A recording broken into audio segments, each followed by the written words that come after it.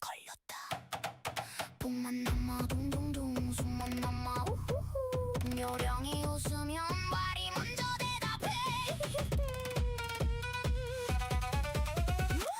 여보세요. 그 디코 키세요.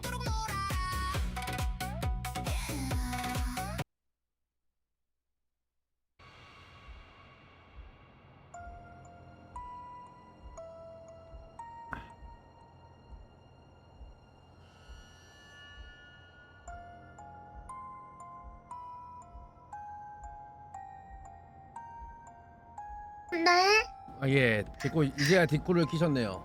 저 화장실 금방 갔다 오겠습니다. 아 예. 아 예 다녀오세요. 금방 갔다 오겠습니다. 가면 네, 한 기다려주세요. 30분 걸리겠네요. 담배도 피고 오면.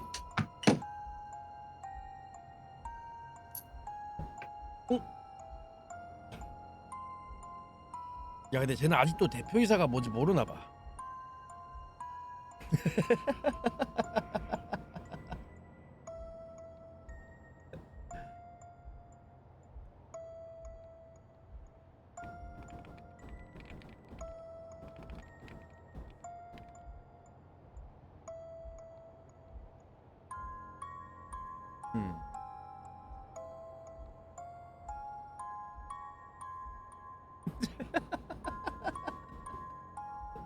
내가 볼 땐 쟤 아직도 모르고 있어.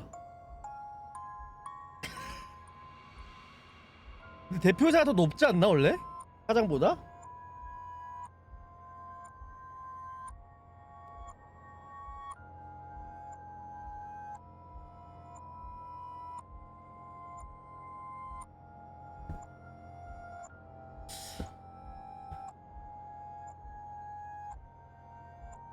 검색해보니까 법적인 권한과 책임은 대표이사가 더 높고 내부 직급 서열상으로는 사장이 더 높은데 역할이 다르므로 법적 도장을 찍는 실권자는 대표이사래. 최고 경영자 맞네. 어.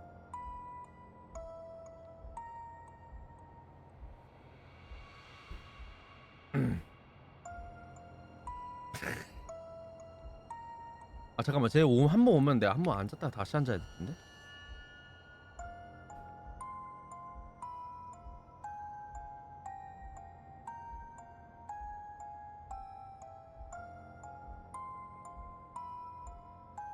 아 얘? 왜 이래?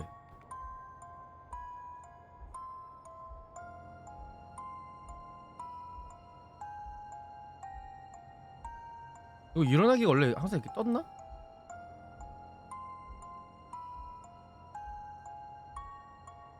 왜 이러지? 와타시노 외가 오토와리야? 왔니? 왜야? 미스터리야?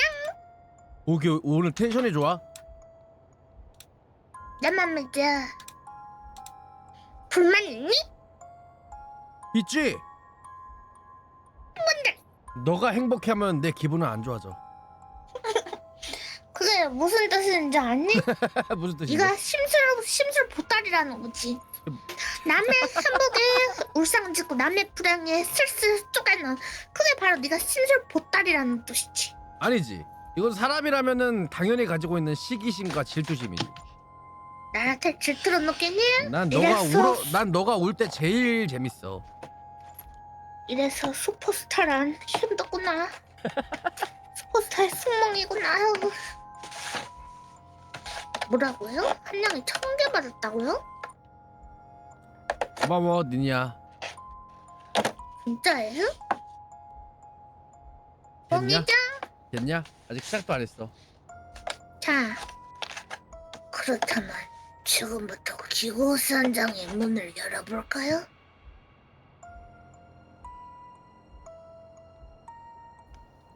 안녕하십니까 시청자 여러분. 기곡산장의 우승을 환영합니다.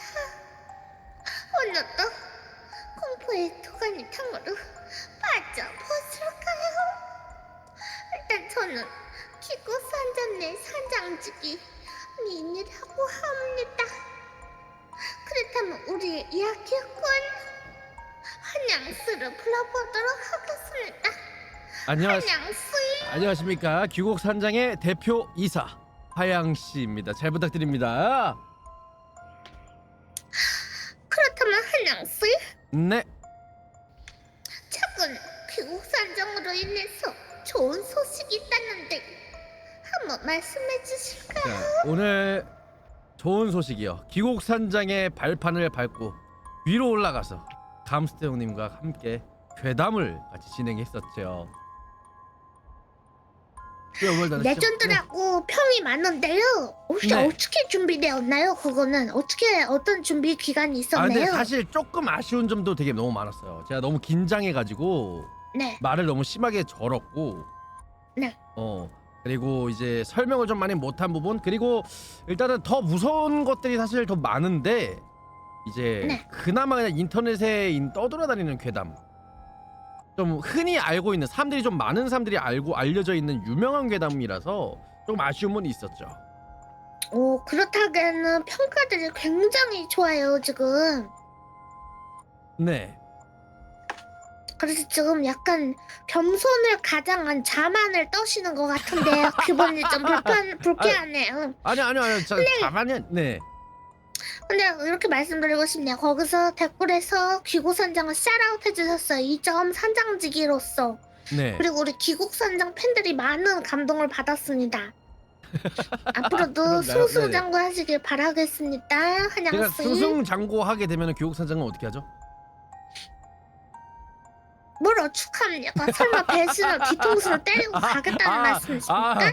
배신이랑 뒤통수를 하고요. 그냥 아니 그건 모르는 일이잖아요. 놓아줄 수도 있는 거잖아요. 놓아주다? 더 높은 곳으로 가라 하고 이렇게. 내가 무슨 목줄을 잡고 강제로 하는 것이 말하네요. 아니요. 이래서 사람은 배부를 때랑 배고플 때랑 다르다더니 조금 입장이 달라지셨네요. 아 이건 모르죠. 그거는 이제 사람 일이라는 게. 옛날에는 먼저 네. 와서 귀국산장 언제 할 거야, 미스테리 언제 할 거야 이러던 애가 이제는 뭐 놔줄 수도 있는 거 아닙니까? 라는 단어로 쓰는 게 참 여기 그 사장님 폭력적이군요. 이직이라는 표현으로 해주시겠어요?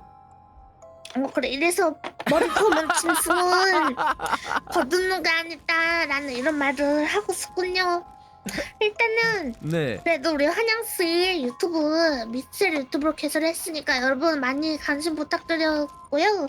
구독도 꼭 해주세요. 네. 편집해서 구독 이제 한 번씩 올라간다고 부탁드립니다. 합니다. 예, 근데 지금 편집자님이 연락이 좀 안 닿아가지고 지금 다시 한번 연락을 하고 있어요. 그런 이게- 솔직히 말씀드려도 될까? 예. 그런 편집자님은 솔직히 바꿔야 됩니다. 연락이 가장 중요한데 연락이 안 닿는다?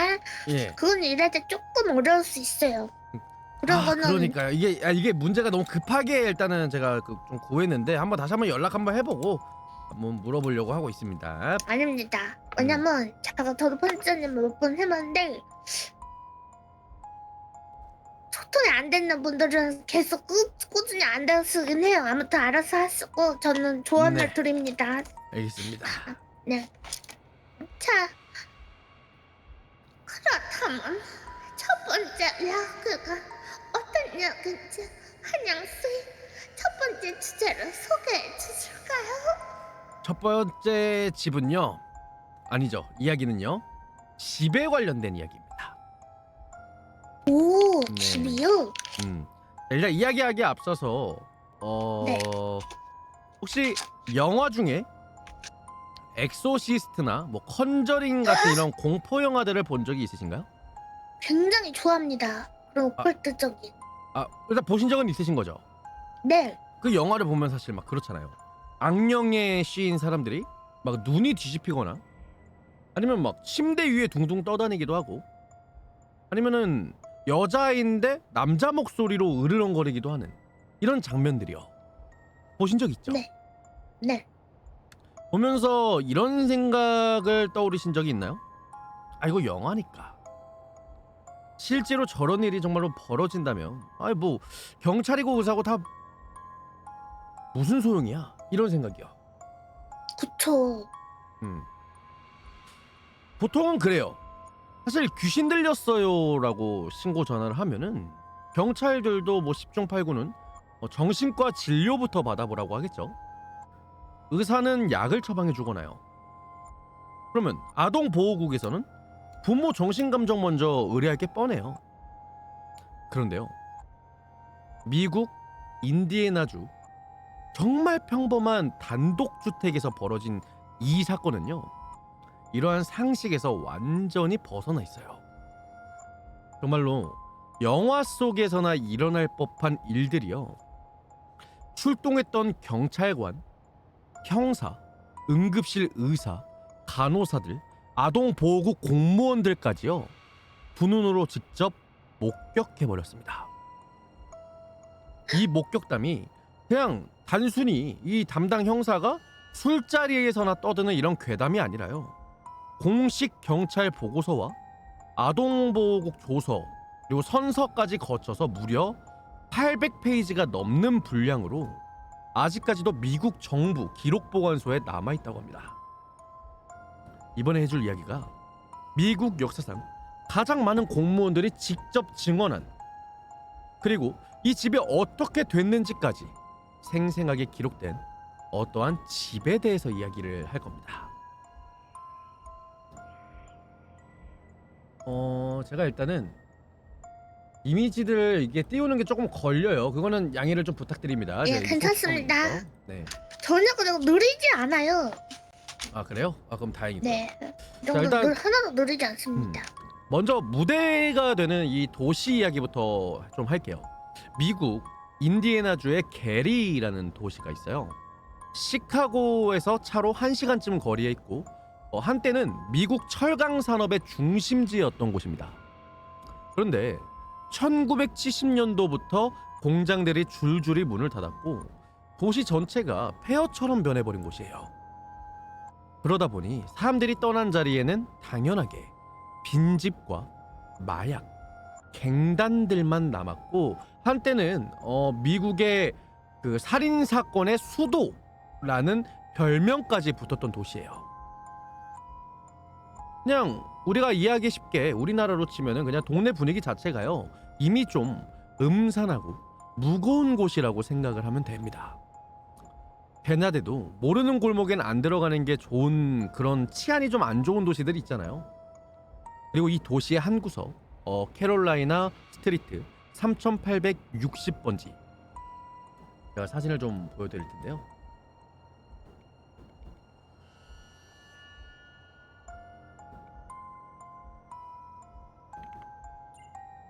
자, 지금 저희 머리통 때문에 좀 안 보일 텐데 오른쪽에 있는 집이에요.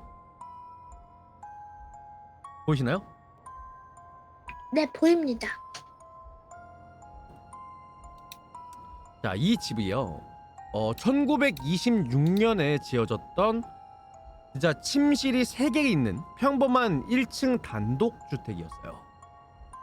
겉으로 보기에는 정말 흔하디 흔한 미국 시골집이죠.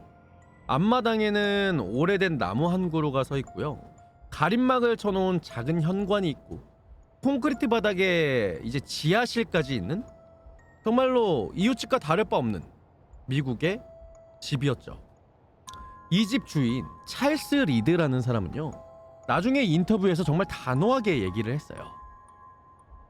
이 집에서 살았던 이전 세입자들 중에 누구도요, 귀신 같은 말을 단 한 번도 한 적이 없습니다. 그러니까 이 집은 적어도 2011년 11월까지는 정말 아무 일도 없던 평범한 집이었던 거죠. 그러다 2011년 11월 라토야 암몬스라는 한 흑인 여성이 이 집을 임대해서 들어오게 됩니다.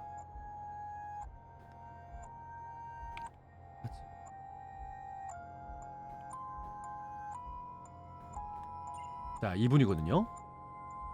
이분의 가족이요, 총 5명이었어요. 라토야 본인, 그리고 친정 엄마인 로사 캠벨 할머니, 그리고 12살짜리 딸, 그리고 9살짜리 아들, 그리고 7살짜리 막내 아들까지요. 원래 살던 동네에서요, 좀 더 나은 환경으로 새 출발하려고 이사를 온 거였죠. 이사 첫날만 해도 아무런 문제가 없었어요. 짐도 풀고 아이들 방도 정해주고, 지하실은 짐이나 이런 박스 같은 것들 몇 개씩 쌓아두고, 뭔가 이상하다는 거를 가족이 처음 눈치챈 거는 이사 온 지 한 달도 안 됐을 무렵이었습니다. 12월의 인디애나주 영하 10 몇 도까지 떨어지는 한 겨울이에요. 이 시기에요, 사실 파리나 모기 같은 거 한 마리도 보기가 어렵거든요. 겨울이니까. 근데 어느 날 아침 이 할머니 로사가요, 가림막을 친 현관문을 열고 나갔다가 그 자리에서 굳어버려요. 왜냐면 새카만 아주 큰 파리떼 수십, 아니 수백 마리가 이 얼어붙을 듯한 이 한겨울 현관 안쪽에 시커멓게 들러붙어서 윙윙거리고 있었거든요. 이 로사 할머니가 나중에 인터뷰에서 이렇게 말을 했어요. 아휴, 우리가 파리들을 죽이고 또 죽였어요. 그런데 다음날 아침이면 또 똑같이 그 자리에 있는 거예요. 어디서 들어오는지도 모르겠고요. 상식적으로요, 한겨울에 그 정도 파리떼가 생기려면요, 바로 옆에 동물 사체가 썩고 있거나 하수도 어딘가가 터졌어야 해요. 그런데 집 어디를 뒤져봐도 그런 흔적은 보이지 않았던 거죠. 아무래도 기독교 신자였던 이 로사 할머니는 어렴풋이 이상한 느낌이 들어요. 이 성경에요, 바알제붑이라는 악마가 있거든요. 이름의 뜻이 뭐냐면 파리의 군주라는 뜻이에요. 이미지를 제가 좀 보여드리자면,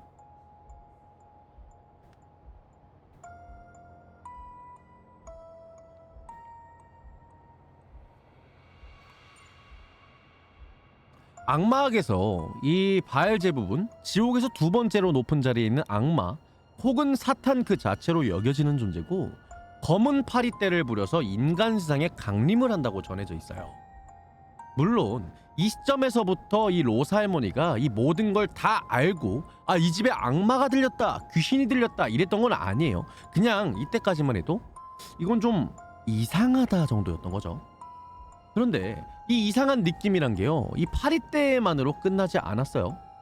파리떼가 안 사라지고 며칠이 지난 밤, 가족 모두가 잠든 새벽 시간대, 라토야랑 로사가 부엌 옆방에서 자고 있었는데요, 갑자기 지하실 쪽에서 소리가 나기 시작해요.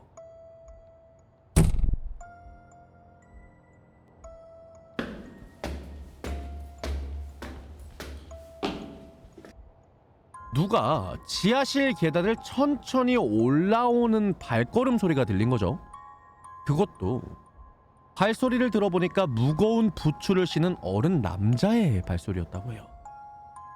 이 소리가 지하실 계단 꼭대기까지 올라오더니 부엌 문 앞에서 딱 멈춰요. 그리고 지하실 문이 열리는 소리가 들립니다.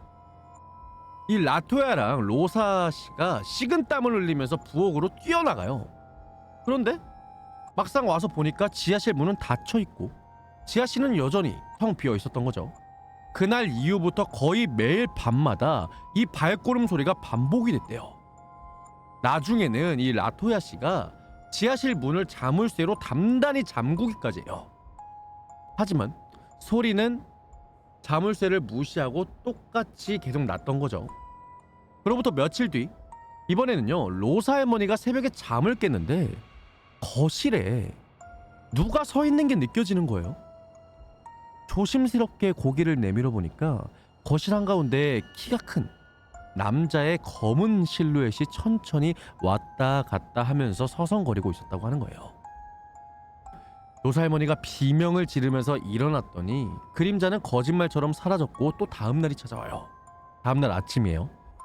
거실 마룻바닥에는 방금 진흙길을 밟고 온 듯한 커다란 부추 자국이 한 짝이 선명하게 찍혀 있었던 거죠.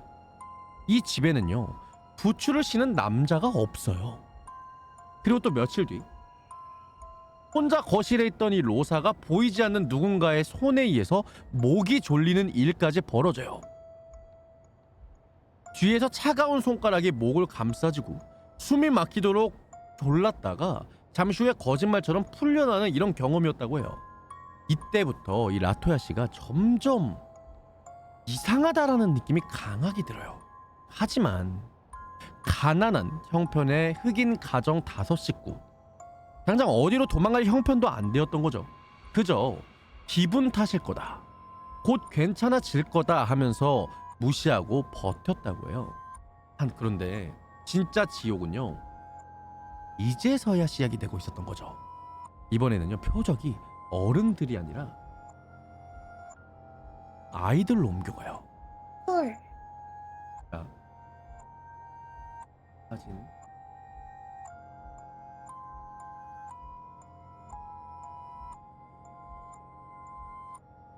사실 좀 미리 띄워놓을게요. 2012년 3월 10일 사실 이날이요 라토얀의 가족에게 정말 의미가 있는 날이었어. 얼마 전에 이 돌아가셨던 친척의 추모를 위해서요 가까운 사람들이 라토야의 집에 모여 있었거든요. 12살 딸이 친구 한 명을 초대해서 2층에 있는 자기 방에서 같이 잠을 자기로 하고, 요즘 애들로 치면은 그냥 이걸 뭐라고 하죠? 파자마 파티? 그런 거였던 거죠. 밤 늦은 시간 1층에 있던 이 라토야 귀에 딸의 방에서 들려오는 친구의 비명 소리를 들어요. 아주머니 빨리 와보세요. 이 라토야가 계단을 뛰어 올라가서 딸 방 문을 열어젖히는 이 순간 이 장면이 평생 아직까지도 이 라토야 씨 머릿속에서 지워지지가 않는데요. 왜냐면 12살짜리 딸이요 침대 매트리스에서 30cm쯤 위에 공중에 둥둥 떠있던 장면을 보게 된 거예요. 눈을 감은 채로 의식을 잃은 상태였어요. 마치 누가 보이지 않는 손으로 아이의 등을 받쳐서 들어 올린 것처럼 이 장면을 보자마자 이 라토야 씨가 비명을 지르면서 정신없이 사도신경이나 시편을 외기 시작했어요. 방 안에 있는 모두가 무릎을 꿇고 필사적으로 기도를 하게 되죠. 한참을 이렇게 기도하니까 딸이 천천히, 아주 천천히 침대 위로 내려앉아요. 다음날 아침에 이제 딸을 깨워서 어젯밤 일을 물어봤대요. 그랬더니 이 딸이요, 엄마 무슨 소리야? 나 그냥 자고 일어났는데? 어젯밤에 자기가 떠올랐다는 사실 자체를 전혀 기억하지 못한 상태였대요. 이때부터는 이 라토야가 더 이상 무시할 수가 없었어요. 이건 진짜 기분 탓이 아니라 뭔가가 진짜로 있다는 걸 받아들여야 했던 거죠. 이 라토야가 동네 교회들을 돌면서 도움을 청해요. 근데 대부분 교회 목사들은 그냥 뭐 기도를 좀 더 해라 이런 말만 하고 돌려보냈다고 합니다. 그 중에서 결국 한 작은 교회 목사 한 명이 집에 직접 와주게 되는데, 들어와서 한 바퀴를 탁 돌고 나오더니 얼굴이 새하얗게 질려서 이렇게 말을 해요. 이 집에는 영적인 문제가 있습니다. 그러면서 처방을 내려줘요. 표백제랑 암모니아로 집 전체를 박박 닫고 모든 문과 창문에 십자가를 그리고 가족 모두의 발과 이마에 성유를 발라라. 이 라토야 씨가 이걸 그대로 이행해요. 그런데도 현상은 멈추지가 않아. 그래서 마지막 수단으로 영매, 클레어보이언트라는 이런 존재들을 2명을 집으로 초대하게 돼요. 이 두 영매사가 따로따로 집을 한 바퀴 돌고 나서 약속이라도 한 것처럼 똑같은 결론을 내려요. 라토야 씨, 이런 말 드리기 좀 조심스럽지만 이 집에는 악령이 있습니다. 사실 저희가 1명, 2명이라면 저희가 해결을 할 텐데요. 대충 저희가 예감을 했을 때 이 집에만 200명이 넘는 악마가 이 집에 살고 있습니다. 200명? 200명. 숫자가 너무 황당해서 라토야가 되물어봐요. 200명이요? 그러자 이 영매사들이 이 출처가 지하실에 있다고 해요. 지하실 어딘가에서 이 악마들이 끊임없이 올라오고 있다. 그러면서 두 영매 모두 똑같은 충고를 해요. 아이들 데리고요, 최대한 빠른 시일 내에 이 집에 나가세요. 될 수 있으면 지금 당장요. 그런데 이 라토야 가족들이 갈 곳이 있었을까요? 니니 씨? 없죠. 돈이 그쵸. 없으니까. 그렇죠. 심지어 당장 임대료도 밀려있던 상황이었대요. 그래서 이 영매사가 알려준 차선책을 택해요. 지하실에 작은 재단을 만든 거죠. 그게 어떤 재단이냐? 작은 협탁 위에다가 흰 천을 덮어놓고 하얀 양초 하나, 성모 마리아와 요셉, 그리고 아기 예수상, 그리고 시편 91편이 펼쳐진 성경.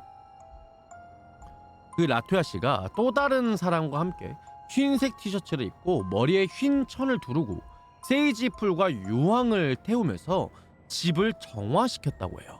그러니까 이 집의 지하실이 어떤 구조로 되어 있는지 좀 보여드릴게요.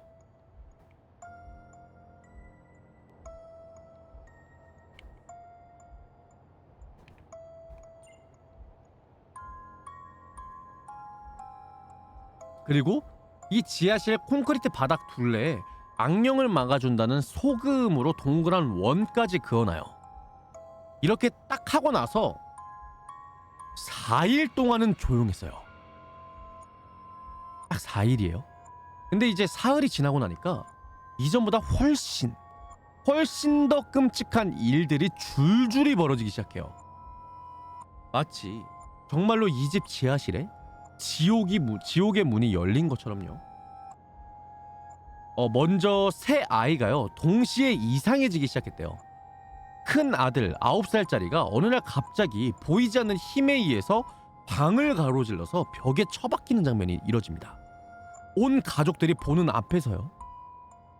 그런데 부딪힌 자리에는 멍 하나가 안 생겼다고 해요. 12살 딸은요 침대에 누워 있었는데 이 침대의 머리판이 살아있는 것처럼 움직여서 딸의 머리를 강하게 때렸대요. 이때는 진짜로 머리에서 피가 나서 응급실에 가가지고 머리를 꿰매야 했대요. 헐. 그리고 가장 어린 7살 막내는요 온종일 옷장 안에 들어가서 보이지 않는 누군가와 중얼중얼 대화를 나누는 모습이 계속 보여요. 라토야 씨가 누구랑 얘기하냐고 물어보면은 이렇게 대답을 해요. 엄마 여기에 누나가 있는데 살해당했대. 그게 어떤 느낌인지 나한테 알려주고 있어. 헐. 이렇게 대답을 해요. 근데 가장 무서웠던 건 이 세 아이가 동시에 변신하는 순간들이 있었어요. 평소에는 평범한 아이들인데 어느 순간 갑자기 눈동자가 안 보일 정도로 뒤집히거나 입꼬리가 귀까지 찢어질 때 올라가거나 어른 남자의 굵고 낮은 으르렁거리는 목소리로 이렇게 말을 한대요. It's time to die. 이제 죽을 시간이야. I will kill you. 내가 너희를 죽일 거야. 와. 이쯤 되니까 이 라토야 씨가 가만히 있을 수만은 없었어요. 그치. 본인도. 나 같아도 그치. 진짜 오히려 약발 받아서 죽여봐 씨 이러겠다. 아이까지 건드니까. 근데 이 라토야 씨도 이때까지만 해도 자기 자신도 가끔씩마다 정신이 흐릿해지기도 하고 온몸이 떨리고 열도 나고 정말 누군가 자기 안으로 들어오는 듯한 느낌을 받았다고 해. 근데 정말 기이한 거는 이 가족들 중에서 딱 한 명만큼은 어떠한 빙의 형상도 겪지 않았다는 거야. 그게 누구야?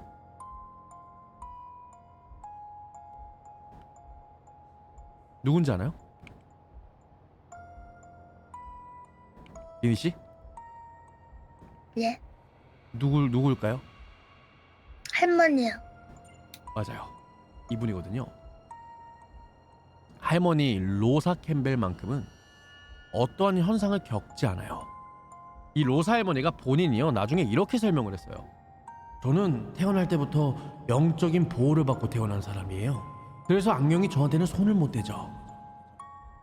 뭐 진실이 뭐였든 어쨌든 이 라토야 씨가 더 이상 자기들끼리 해결할 수 있는 상황이 아니라고 판단을 내린 겁니다.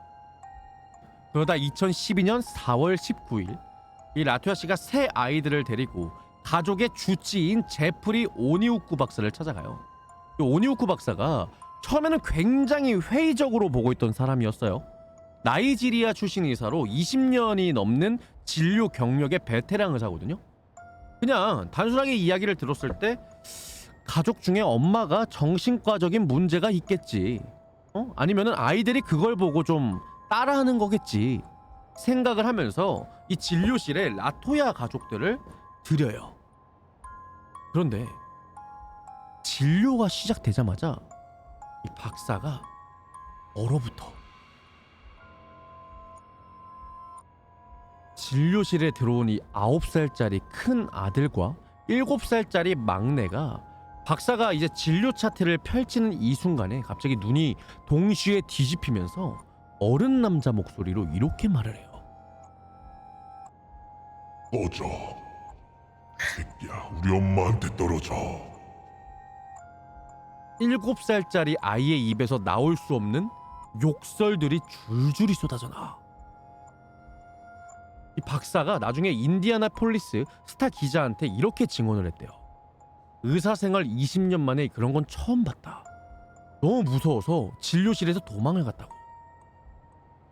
이 말처럼 박사가 정말로 너무 놀라서 진료실에서 뛰쳐나와요. 그리고 바로 경찰에 신고를 하죠.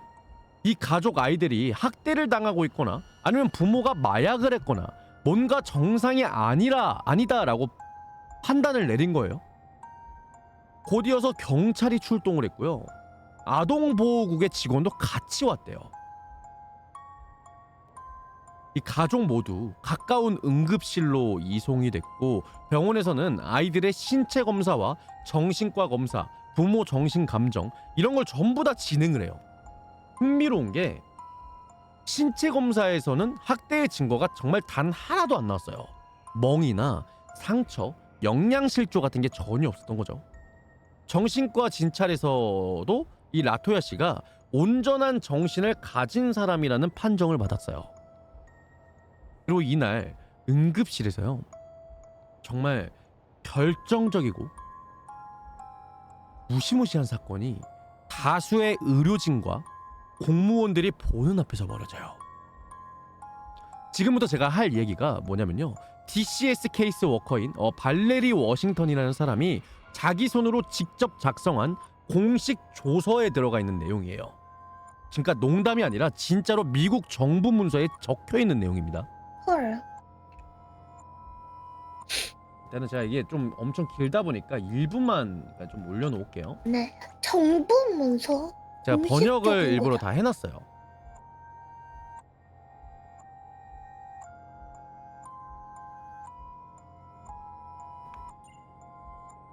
자,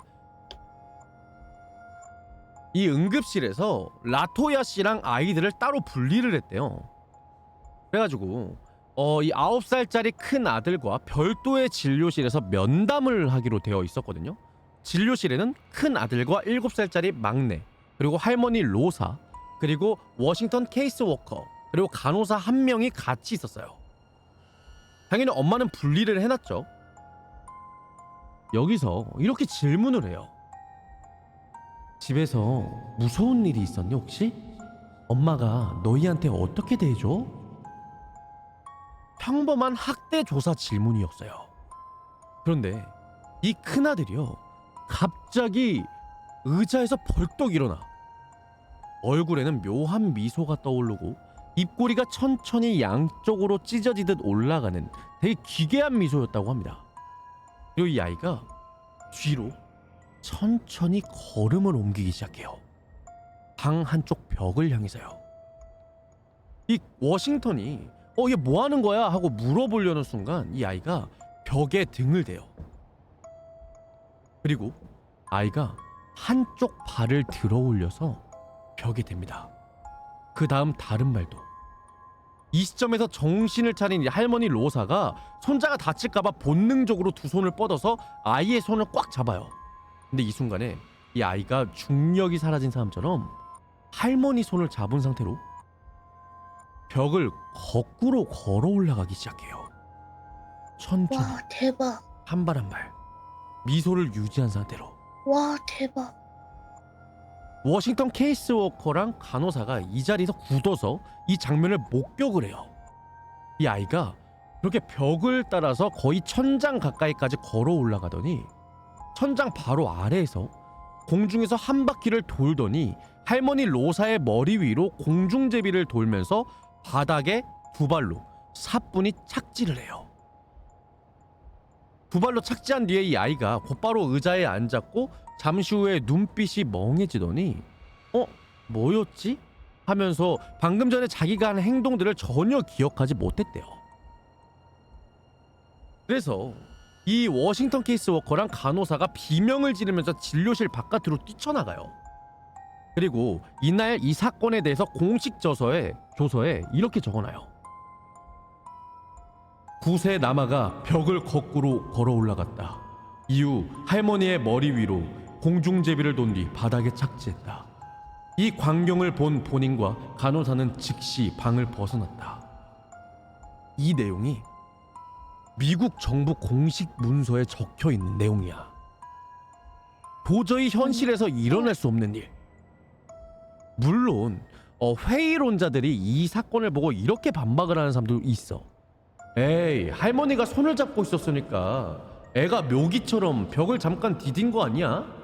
운동신경이 좋은 아이는 뭐 그 정도는 할 수 있지 않을까? 근데 이 자리에 같이 있었던 간호사랑 이 워싱턴 케이스워커는 지금까지도 입을 모아서 이렇게 얘기를 해. 그거 아이의 묘기 절대 아니었습니다. 중력이 그 아이한테만 다르게 작용하고 있었다고요.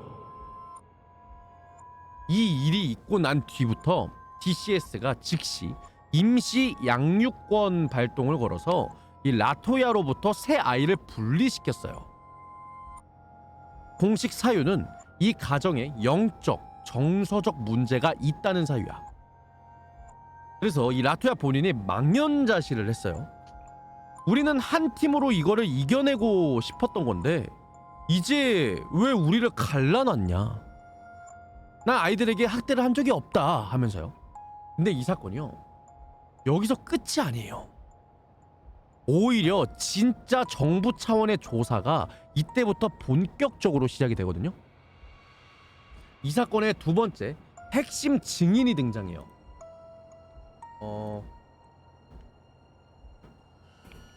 와, 근데 미쳤다. 벽을 걷는 거 의사들이 목격한 게 미쳤는데? 그치. 자, 이 진짜 사람이거든요. 악마가 있네. 이 사람이 당시에는 찰스 오스틴 경위야. 근데 이분이 지금은 경찰서장을 하고 있대, 그 지역에서. 근데 어쨌든 이분이 게리 경찰서에서 37년을 근무했던 백전노장의 베테랑 경찰이거든. 아까 내가 말했잖아, 이 동네가 미국의 살인 수도라고 불리던 도시였다고. 온갖 끔찍한 살인 사건이나 마약 사건, 강도 사건들을 다 해결해 왔던 사람이지. 근데 그런 사람이 평소에 귀신이나 악령 얘기하는 거를 믿겠어? 너였으면 안 믿어? 믿지. 안 믿지. 오스틴 본인 말에 따르면은 유령 정도는 살짝 믿기는 했는데요, 악마나 빙인 같은 거는 저는 안 믿죠. 이렇게 얘기를 했어. 그래서 이 사건 보고서가 처음에 게리 경찰서에 올라갔을 때 이 오스틴 경위가 직접 수사 책임자를 맡게 돼. 이거 딱 보니까 흑인 미혼모가 정신병으로 헛소리하는 거 아니야? 내가 직접 한번 가서 볼게요.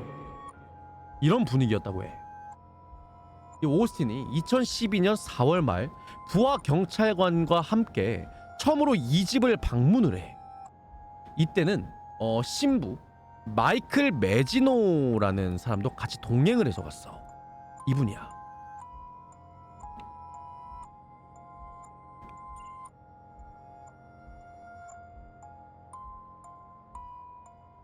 이 신부도 라토야의 요청으로 사건을 조사하던 중이었던 거거든. 집에 이들이 들어갔고 먼저 지하실로 내려가 봐. 지하실 콘크리트 바닥엔 라토야가 만들어 놓은 허름한 재단이 그대로 있었다고 해. 흰 천과 양초, 그리고 성가족상. 그런데 이 오스틴이 지하실을 쑥 둘러보다가 한 가지 이상한 점을 발견한 거야. 지하실 계단 바로 밑에 한 부분만 콘크리트가 깨져 있었어.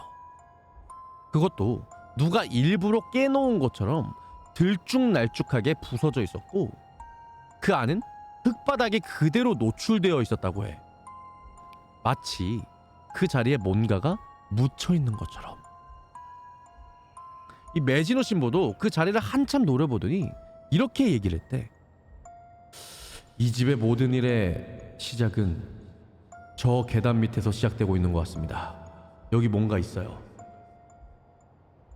그래서 처음에는 이 자리만 표시해두고 조사의 첫 단추가 여기서 끝났어. 근데 이 오스틴 경위가 이 집을 나오면서부터 일상이 천천히 무너지기 시작해. 먼저 이 집에서 녹음을 시도를 했는데 오스틴 부하경찰관의 녹음기가 새 배터리를 끼워줬음에도 불구하고 30분도 안 돼서 전부 방전이 돼버려.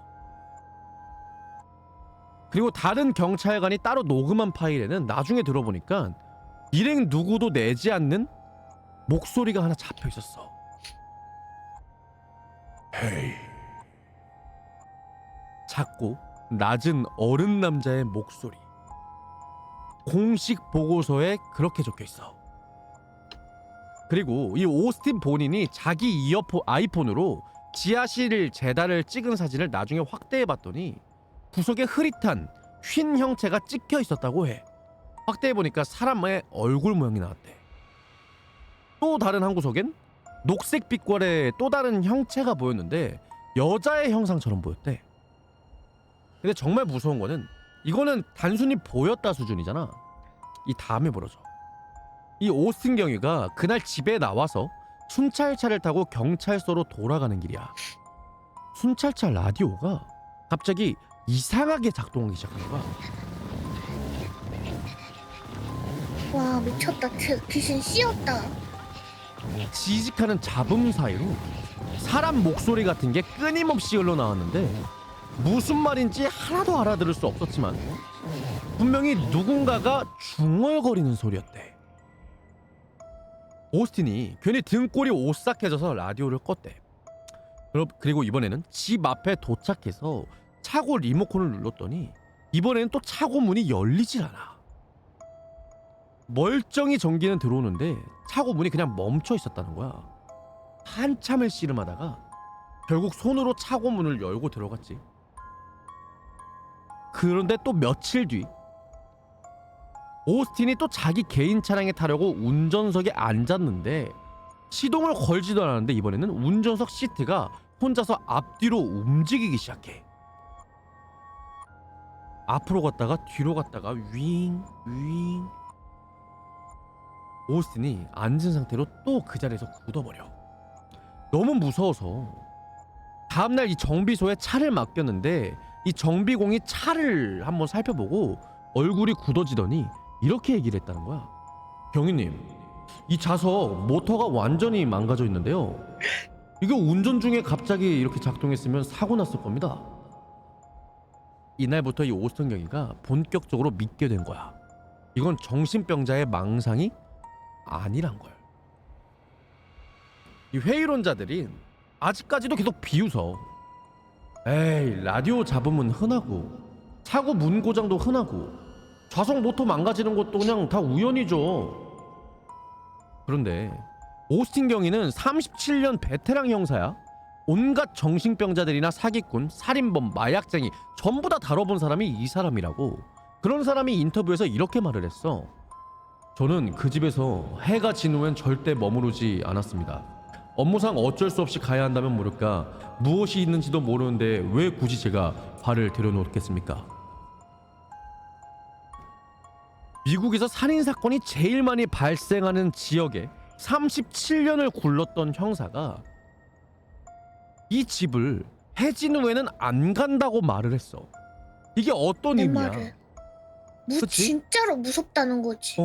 같은 동네 동료 경찰들도 다 알았어. 이때부터 이 집이 게리 경찰들 사이에서 그 집으로 부르게 돼. 한국말로 그 집 아니면은 that house. 그만 더 하우스 아니야? 몰라, 그렇게 적혀 있었어. 있는가? 아무튼 정부 차원의 조사는 여기서 끝나지 않아. 5월 10일이야. 오스턴 경이랑 매지노 신부가 다시 한번 모여. 그리고 이 집을 본격적인 조사를 하기로 해. 이번에는 인원도 늘렸어. 게리 경찰서에서 파견된 2명과 레이크 카운티 경찰 2명, 그리고 경찰견 1마리, 매지노 신부랑 새로운 DCS 케이스 워커 사만다 일릭이라는 사람이야. 원래 담당이었던 이 발레리 워싱턴은 다시는 이 집에 가고 싶지 않다고 강하게 거절을 했대. 그래서 이 사만다 일릭이라는 사람이 자원에서 온 거야. 일행이 집에 들어가서 지하실로 내려가고 있는데 이 새로운 케이스워커 일릭이 거실에서 갑자기 손을 부여잡고 비명을 질러. 증언에 의하면은 거실에 들어가는 순간 왼쪽 새끼손가락 끝부터 욱신거리는 통증들이 올라오기 시작을 했다는 거야.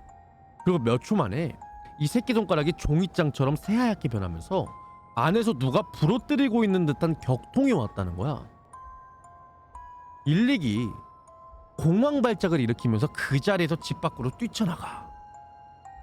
같이 갔던 이 라토야도 일릭과 비슷한 통증을 호소하면서 집 안에 들어가지도 못하고 바깥으로 나가버렸어.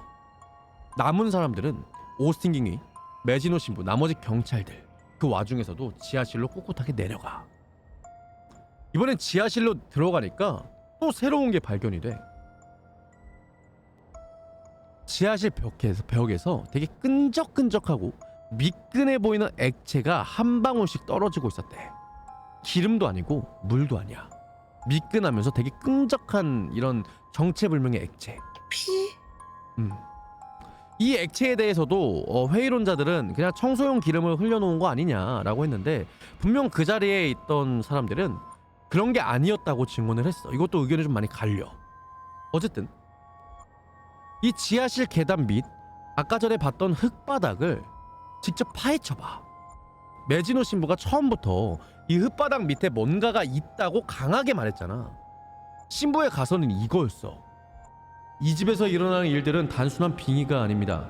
누군가가 이 집에 어떤 의식이나 저주를 걸어놨거나요, 어쩌면 시신이 묻혀있을 수도 있을 것 같습니다. 강령술 같은 어두운 의식의 흔적일 가능성이 높아 보이네요.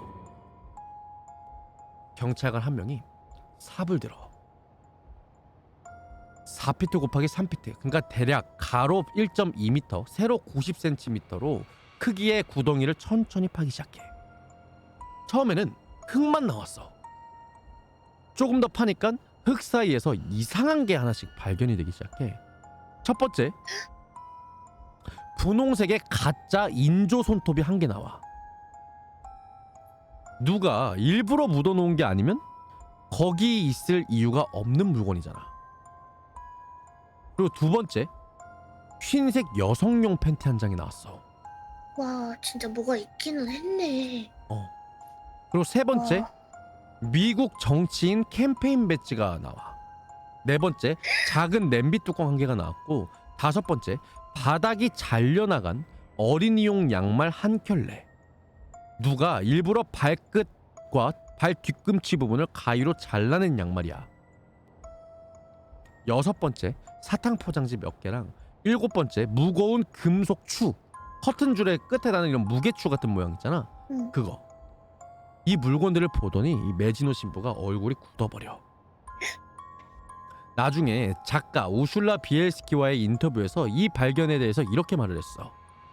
저는 이걸 강령술, 즉 죽은 자들을 불러내는 의식과 관련이 있다고 생각을 합니다. 라토야 가족이 한 일이 아닙니다. 이미 그 전부터, 오래전부터 누군가가 이 집에서 뭔가를 해놨던 거예요. 특히 신부가 충격받았던 건 발 부분이 잘려나갈 양말이랑 여성 속옷이었어. 이 라토야 씨가 당시에 만나던 남자친구가 있었대. 근데 이 남자친구가 라토야한테 가끔 너 속옷 한 장만 줘봐라고 요구한 적이 있었다고 해. 괜히 이 라토야 씨가 이상한 느낌이 들어서 거절했는데 그 무렵부터 라토야 씨의 옷가지가 자꾸 사라졌다는 거야. 사실 이런 물건들이 미신, 흑마술에서 표적 인물에게 저주를 걸 때 쓰는 표적의 신체 일부나 옷가지를 대신하는 매개체거든. 신부는 그걸 의심한 거야. 이 집 어딘가에 이전에 살았던 누군가가 죽은 이를 불러내는 의식을 해놨고, 그래서 이 집의 지하실에는 악령이 끊임없이 올라오는 문 같은 게 열려있다고 믿은 거야. 아니면 현재 사귀고 있던 이 남자친구가 강령술을 지하실에서 행했거나. 이게 진실인지 아닌지는 사실 알 길이 없어. 다만 이 경찰관들은 일단 그 물건들을 전부 다 꺼냈고 구덩이는 다시 흙으로 메워두고 삽으로 평평하게 골라놨다고 해. 이 모드한 사항들은 미국 정부 공식 문서에 계속 기록이 됐어. 레이크 카운티 경찰 조서 게리 경찰서 경찰조서, 해먼드 경찰조서, DCS 조서, 주치의 진료기록, 응급실 진료기록 다 합치면 800페이지가 넘는 분량이야. 이 정도면 정부 차원의 정식 사건 기록이 되는 거야. 이 메지노 신부가 게리 교구의 주교한테 공식적으로 구마식, 즉 엑소시즘 허가를 신청해. 우리 이전에 자주 이야기를 했었잖아. 가톨릭 교회에서 정식 구마식은 엄격한 심사를 거쳐야 허가가 떨어진다고 얘기해줬잖아 내가. 응. 평소 같으면 잘 안 내줘 이걸. 근데 이 사건 같은 경우엔 워낙 증거가 많고 증인도 많다 보니 주교가 허가를 내렸어. 물 좀 마시고.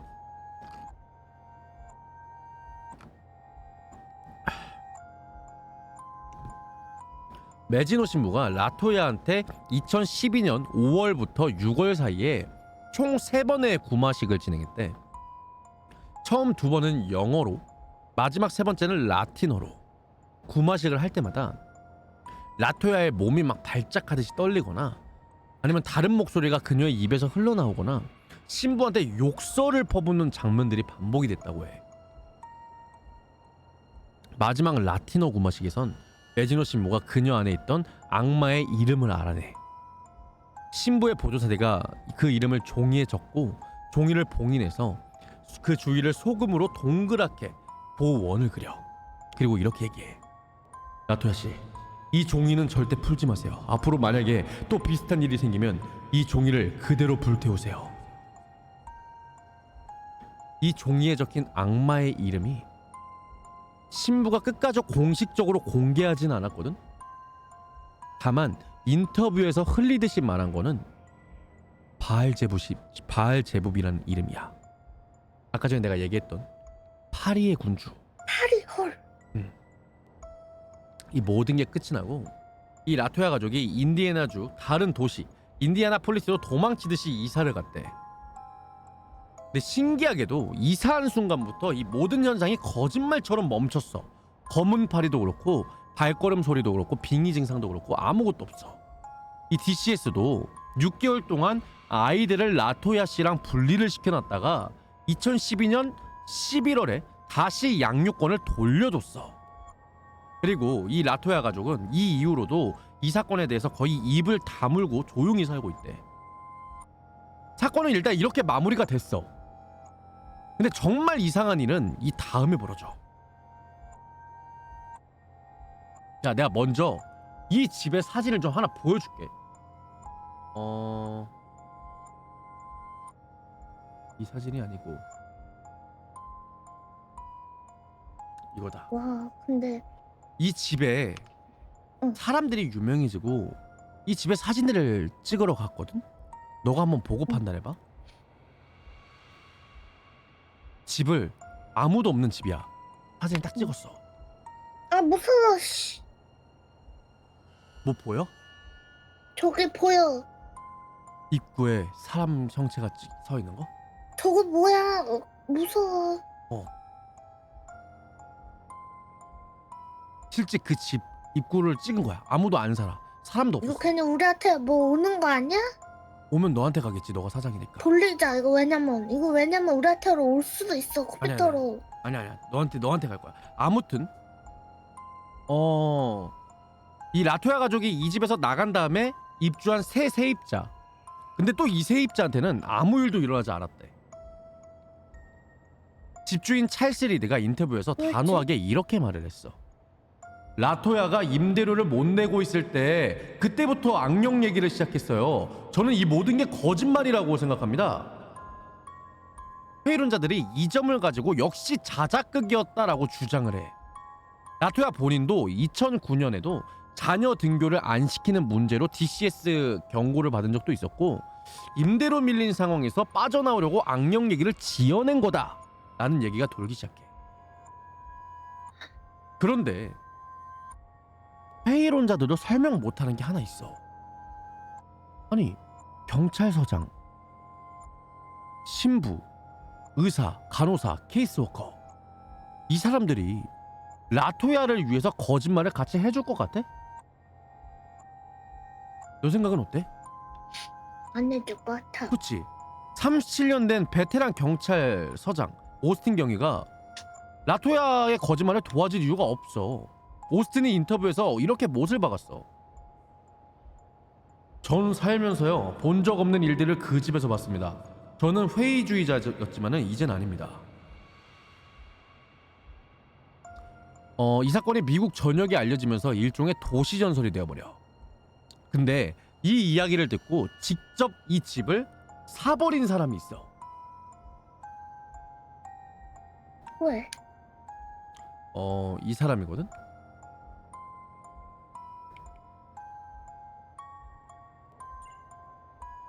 잭 베이건스. 미국 트래블 채널의 인기 프로그램 고스트 어드벤처라는 프로그램의 진행자야. 직업이 말 그대로 귀신을 찾아다니는 사람이라는 거야. 이 베이건스가 2014년 1월 캐롤라이나 스트리트 3860번지 집을 단돈 35,000달러에 매입을 했어. 다큐멘터리를 찍기 위해서였지. 그런데 이 다큐 촬영 과정에서 또 다른 이상한 일들이 줄줄이 벌어져.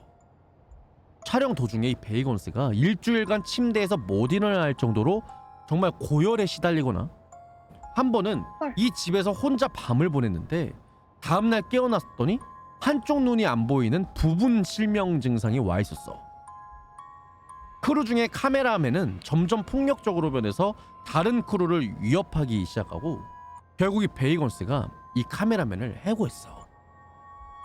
베이건스 본인도 2m 키를 가진 염소머리의 악마가 계속 꿈에 나타난다고 호소를 해. 잠도 못 자고 환각에 시달릴 정도였대. 그래가지고 이 촬영을 마친 후에 이 베이건스가 결국에 결단을 내려. 이 집 그대로 두면 호기심 많은 사람들이 자꾸 찾아와서 지옥의 문을 또 열어버릴 것 같아. 이 집은 없어져야 하는 게 맞는 것 같다. 2016년 1월 19일 잭 베이건스가 자기 돈으로 산 이 캐롤라이나 스트리트 3860번지 집을 불도저로 그냥 밀어버려.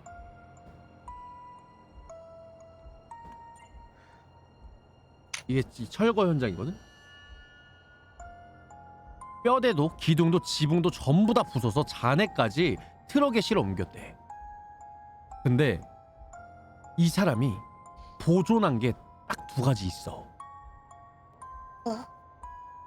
첫 번째가 그 지옥으로 가는 계단, 아까 전에 말했던 지하실 계단 있지? 그거 전체는 보존해놨어. 그리고 두 번째, 계단 그 밑에서 파낸 흙들 있잖아. 그것도. 이 두 가지는 그대로 이제 옮겨서 통째로 파서 옮겨서 미국 라스베가스에 있는 잭 베이건스의 사설 박물관 헌티드 뮤지엄이라는 장소에 전시되어 있대. 그래서 이 방문객들이 가끔 이렇게 얘기를 한대. 이 계단 근처에 가면 두통이나 어지럼증이 오고 카메라 초점이 안 맞거나 가슴이 좀 답답해진대. 아무튼 이게 여기까지가 게리 악령의 집, 공식 이름으로는 암모스 빙의 사건의 전말이야. 너는 어떻게 생각해? 회의론자들은 아직까지도 이건 정신질환과 가난 그리고 한 어머니의 망상이 주위 사람들에게 옮겨붙은 집단 히스테리일 뿐이다라고 주장을 하고 있어. 그리고 다른 쪽은 내가 봤다네 이 증언으로 시작을 해서 나이지리아 출신 회의주의자 의사, 20년 경력 간호사, 베테랑 케이스워커, DCS 케이스워커 2명에다가 37년 베테랑 경찰서장, 그리고 다수의 경찰관들, 가톨릭 신부까지 봤다고 주장을 하고 있어. 너는 어떤 말이 맞을 것 같아? 난 악령이 무조건 존재한다 생각해. 오늘서 그렇게 느끼냐면 일반인들, 의사랑 간호사들 보는 앞에서 그 9살짜리 애가 벽을 걸어서 국가 공인 문서에 그렇게 적혀있다 했잖아. 미국 문서에. 그럼 진짜 있는 거지. 솔직히 말해서 그거는 과학적으로 설명이 안 되잖아. 아니 아무리 병이 있어도 벽을 사람이 걷는다? 그럼 말이 안 되지.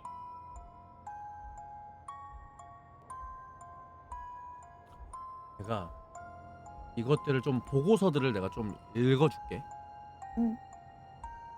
국가대표 아무리 막 신체 능력 좋은 사람도 벽을 혼자 걸을 순 없지. 그리고 도둠닫기에서 막 뛰어서 올라간 게 아니라 이렇게 또박또박 걸어서.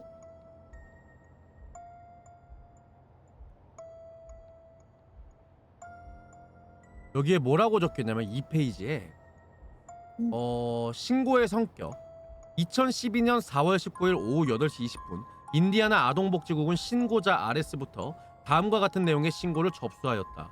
신고자에 따르면 아동들은 주치의 진료실에 있었고 의사는 그들을 응급실로 보냈다. 어머니는 집안에 악령들이 있으며 그들이 아이들을 공격하고 있다고 보고하였다. 또한 아이들이 서로 싸우고 서로에게 폭력적 행동을 한 뒤 기절한다고 보고하였다. 신고자에 따르면 땡땡땡은 집안에 유령이 있으며 수천 마리가 있고 자신은 그것들을 볼 수 있다고 말했다. 땡땡은 그것들이 자신에게 말을 걸진 않지만 어머니가 땡땡에게 의료진에게 진실을 말하라고 한 뒤에는 그렇게 말했다고 한다. 또한 땡땡은 한 악령이 자신에게 너는 지옥에 갈 것이고 하나님께 가지 못할 것이라고 말했다고 보고하였다. 신고자에 따르면 약 한 달 전까지만 해도 모든 것이 비교적 정상이었던 가족이다. 가족은 최근에 이사했으나 어디에서 이사해 왔는지는 알 수 없다고 했다. 지난 한 달 사이 처음에는 한 아이만 이상 행동을 하며 싸우기 시작했으나 이후에는 모든 아이들이 서로에게 매우 폭력적으로 행동하게 되었고 특히 어머니가 있는 자리에서 그 정도가 심했다고 한다. 신고자는 어머니에게 정신건강상의 문제가 있을 수 있다고 보았다. 또한 아이들이 어머니를 위해 연기하고 있으며 어머니가 그런 행동을 부추기고 있다고 생각한다고 했다. 신고자에 따르면 아이들은 현재 병원에 있으며 병원에 도착한 지 30분째 되지 않았다. 그래서 여기 사실 및 증거 B를 보면은 말 그대로 이 사실 및 증거야. 2012년 4월 19일 오후 8시 45분 FC 뭐 어쩌고저쩌고로 이렇게 해가지고 평가를 실시했다 했다. 여러 의료진 면담을 하였다. 의료진은 너가 한번 봐봐. 그냥 저기 보고서 2번이거든. 내가 보여줄게. 저 아래쪽 너가 한번 읽어봐 니리야.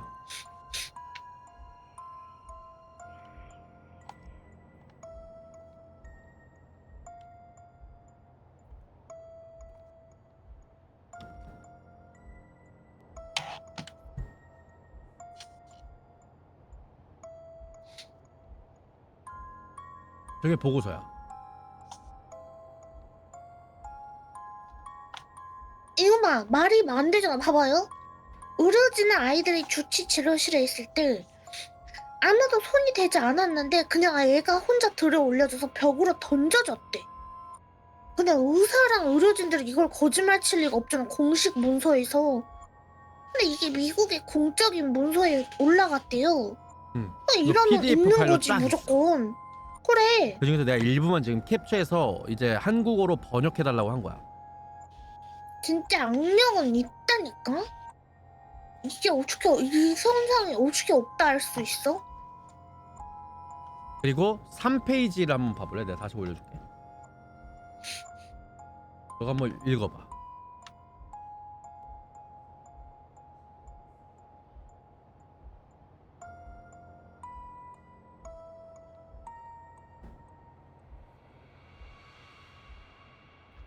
아홉 살은 유령들이 자신과 형제를 공격하고 있다고 말했다. 아이는 공격적으로 변해 마치 바닥을 걷듯이 벽을 걸어 올라갔고 할머니를 넘어서 공중제비를 돌았다. 이 장면은 심리상담사와 직원 모두가 목격을 했다. 이게 말이 돼? 사람들 앞에서 자기 가족들끼리는 뭐 입을 맞추거나 가족들이 단체로 미쳐서 그럴 수 있다 하지만 이런 뭔가 기관에서 검사를 하다 이 사람들이 전부 다 목격한 거는 이건 무조건 악령이 있는 거지. 그리고 이게 이런 뭐- 사람들이 미친 사람들을 한두 명 보겠어? 이런 게 업으로 삼는 사람들이 있는데 근데 이 사람들이 놀래서 밖으로 뛰쳐나갔대요. 검사를 하다가. 그리고 저거는 이제 번역본이고 실제 보고서 PDF 파일을 내가 보여줄게. 올렸어. 이게 실제 보고서예요. 저걸 번역한 게 저 내용인 거야. 이 내용인 거야.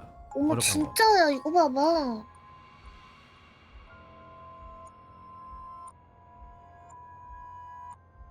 어머 나 이거 저주 걸릴 것 같아. 나 지워야 될 것 같아. 미 공문서래요. 미국 공문서. 나 나 이거 저거 지울래. 뭔가 내가 갖고 쓰기 싫어. 안 돼, 진짜 안 돼. 일반인은 모르는 무언가가 있는지는 모르지. 그냥 아니지. 몰라는 이쯤 되면 모른다고 하는 거는 그건 일부러 억까하는 거야. 악령 없어, 귀신 없어 하면서 괜히 그냥 억까하는 애들 무조건 있지. 그럼 너가 한번 님들 어떻게 저주받아서 생각하세요? 증명해봐. 뿐만이 아니라 님들은 이쯤 되면 솔직히 악령 안 믿는 분들도 이제 믿죠. 병원 CCTV는 저도 악령이 없다 확실히 생각하세요? 이거 없었어요. 보고도? 솔직히 있을 것 같죠? 난 외계인은 믿는데 요령은 안 믿음. 저건 요령이 아니라 악령이야. 그럼 저 현상 어떻게 설명할 수 있어요? 아니 없다고? 그럼 어떻게 왜 없는데? 그럼 저거는 어떤 현상인데? 과학적으로 현상이 안 되잖아. 애기가 9살짜리가 중력을 거슬러서 벽을 기어 올라가는데 이걸 어떻게 설명할 거냐고. 그리고 그뿐만이 아니잖아. 애가 들어 올려져서 아무도 안 건드렸는데 애가 들어 올려서 집어 던져줬어. 이거 어떻게 설명할 건데? 사실인지 모르는 게 아니라 거기 있는 감시관들, 심리 상담사들, 의사, 간호사들이 보고 나서 적은 거잖아. 공문서예요. 저건 주작을 할 수 없는 기관에서 한. 근데 얘네가 부자면 몰라. 근데 이 흑인 가족들이 돈이 없어서 이사도 못한 상황에서 설마 의사를 매수했겠어?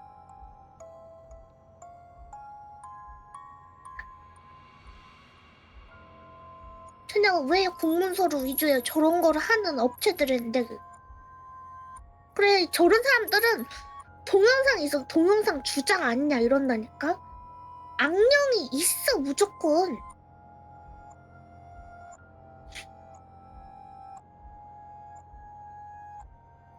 나 갑자기 신앙심이 더 깊어지네요. 예수 그리스도의 이름으로 명하노니 악령들아 없어지더라. 왜냐면 봐봐요. 할머니가 신앙심이 대단하고 그 예수님을 믿으니까 할머니한테는 그런 일 별로 없었잖아.